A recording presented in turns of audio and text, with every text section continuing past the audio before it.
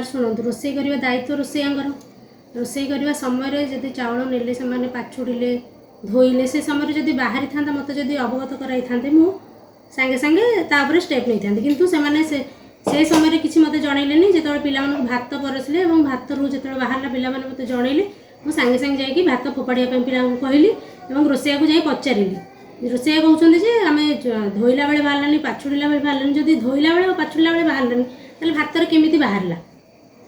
ଆପଣଙ୍କର କେତେ ପିଲା ସ୍କୁଲରେ ପାଠ ପଢ଼ୁଛନ୍ତି? ଆମର ସାର୍ 362। 300 ପିଲା ସମସ୍ତେ ଖାଦ୍ୟ ଖାଇଥାନ୍ତେ ଯଦି ଆପଣ ନ ଦେଖିଥାନ୍ତେ? ଗୋଟେ ବଡ଼ ଦୁର୍ଘଟଣା ଘଟିଥାନ୍ତା। ଆଜ୍ଞା ସାର୍। ଏଥିପାଇଁ ଆପଣ କାହାକୁ ଦାୟୀ କରୁଛନ୍ତି? ପ୍ରଥମତଃ ସାର୍ ରୋଷେଇଆ ମାନେ ଏଥିପାଇଁ ଦାୟୀ ଏବଂ ପରୋକ୍ଷରେ ମୁଁ ମଧ୍ୟ ଦାୟୀ। ସେ ରୋଷେଇଆଙ୍କ ଉପରେ କିଛି ଆକ୍ସନ୍ ଆପଣ ନେଇଛନ୍ତି? ଶନିବାରଠୁ ଘଟଣା କ'ଣ ଏବେ ବି ସେମାନେ ରୋଷେଇ କରୁଛନ୍ତି, ଆଜି ବିଷ କିଏ ପକାଇଦେବ? ମୁଁ ସାର୍ ତାଙ୍କୁ ଜଣେଇଲି, ମିଟିଂ ଡାକିଲି, ତାପରେ ତାଙ୍କୁ କହିଲି ଏବଂ ଗାଁ ଏସଏନସି ମେମ୍ବର ଏବଂ କିଛି ଲୋକ ଆସିକି ଆଉ ସମାଧାନ କଲେ ଯେ ଆଉ ଯେମିତି ଏଇଭଳିଆ ଭୁଲ ନ ହୁଏ। ଯେ ବ୍ଲକ ଶିକ୍ଷା ଅଧିକାରୀ ଜଣେଇଛନ୍ତି ଏ ବିଷୟରେ? ନାଇଁ ସାର୍, ମୁଁ ଜଣେଇନଥିଲି। ଆପଣ କ'ଣ ଚାହୁଁଛନ୍ତି, କ'ଣ ହେବ ଆପରେ ପିଲାଙ୍କ ଜୀବନ କେମିତି ସୁରକ୍ଷା? ବର୍ତ୍ତମାନ ଏବେ ସାର୍ଙ୍କୁ ଜଣେଇକି ଯାହା ପଦକ୍ଷେପ ନେବେ ସାର୍ ସେଇ ଅନୁସାରେ ମୁଁ ଲେଟର କରିବି ବିଓଙ୍କୁ। 6ଟାରୁ ଏଠି 3ଟା କ୍ଲାସ୍ ଏଇ ରୁମ୍ରେ, ଆର ପଟେ 2ଟା। ଆଉ ଏଇ ଯେଉଁ ବହିଟା ଆମେ ମଡ଼ିଫାଏ କରିଦେଇଛୁ। ଏଠି ତ କ୍ଲାସ୍ ରୁମ୍ ନୁହେଁ, ଏଇଟା ସାଇଡ଼୍ଟା ଆମେ ବନେଇ ଦେଇଛୁ। ଚେୟାରମ୍ୟାନ୍ଙ୍କୁ ଅନୁମତି କ୍ରମେ କରାଯାଇଛି। ଏଠି 5 କ୍ଲାସ୍ଟା ପଢ଼ୁଛନ୍ତି। ଏଠି ଦେଖିଲା ବେଳକୁ 6ଟା କ୍ଲାସ୍ ଏଠି କ୍ଲାସ୍ ଏଠି ଶିଶୁ ବାଟିକା ଆଉ ଇଏ ଆମର ପ୍ରଥମ ଆଉ ଦ୍ୱିତୀୟ। ଆଜ୍ଞା, ପ୍ରଥମ ତ କ୍ଲାସ୍ ରୁମ୍ ଅଭାବ ଅଛି। ଆଉ ଟିଚର ବି ଏଠି ଆମର ପ୍ରାଇମେରୀ ସେକ୍ସନ୍ରେ ଯେଉଁଟାକି 2 ଜଣ ଅଛନ୍ତି।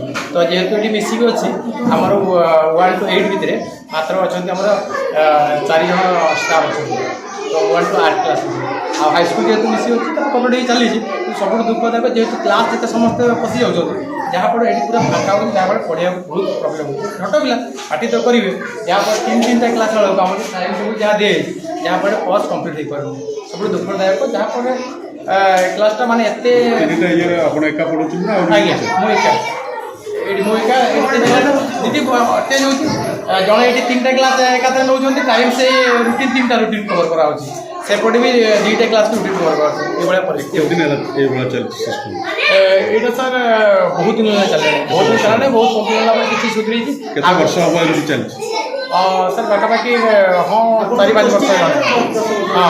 10 ବର୍ଷ ହେଲା ବି ଚାଲିଛି। ଆଜ୍ଞା, ବହୁତ ସିଚୁଏସନ୍। ତାପରେ ଏଇ 4-5 ବର୍ଷ ପରେ ଟିକେ ସୁଧୁରିଛି।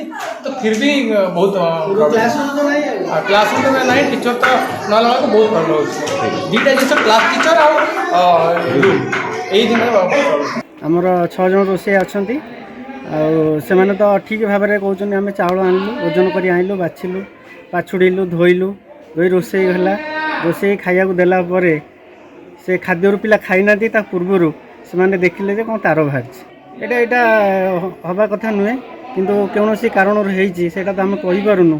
କିନ୍ତୁ ଆ ଭିତରେ କ'ଣ ରହସ୍ୟ ରହିଛି ଆମେ ବି ଜାଣିପାରୁ। ଆଜି ଆପଣ ତମ୍ବା 4ଟି ପିଲା ଦେଖିକି ଜଣେଇଲା, କାଲି ଏଇଟା ବିଷ ମୁଦ୍ରା କିଏ ପକେଇ ଦେଇଥାନ୍ତା, ସେ କ'ଣ ହେଇଥାନ୍ତା? ପିଲା ସବୁ ମରିଯାଇଥାନ୍ତେ। ସେ ଯେଉଁ ରୋଷେଇ କଲା ଟିମ୍ କି ଆପଣ ସସ୍ପେଣ୍ଡ କରିଛନ୍ତି ନା ରଖିଛନ୍ତି? ନାଇଁ, ସସ୍ପେଣ୍ଡ ହେଇନି, କରାହେଇନି। ତ ଆଲୋକ କରିବା କଥା। ମିଟିଂ ରଖିଛୁ, ମିଟିଂ କଲା ପରେ ତାପରେ ଆମେ ଡିସିସନ୍ ନେବୁ ସେମାନଙ୍କ ପ୍ରତି କ'ଣ କାର୍ଯ୍ୟାନୁଷ୍ଠାନ ନିଆଯିବ। ଆଚ୍ଛା, ଆପଣ ବିଓ ଅଫିସରେ ଜଣେଇଛନ୍ତି ନା? ନାଇଁ, ବିଓ ଅଫିସକୁ ଜଣାଇନି, ତାଙ୍କର CRCଙ୍କୁ ଜଣା ହେଇଥିଲା। ଆଚ୍ଛା, କ'ଣ କାର୍ଯ୍ୟାନୁଷ୍ଠାନ ନେବେ ଆପରେ? ପିଲାଙ୍କ ଜୀବନ ସୁରକ୍ଷା କଥା। ଆଜ୍ଞା, ତାପରେ ଆମେ ସରକାର ବିଓ ଯାହା କରିବେ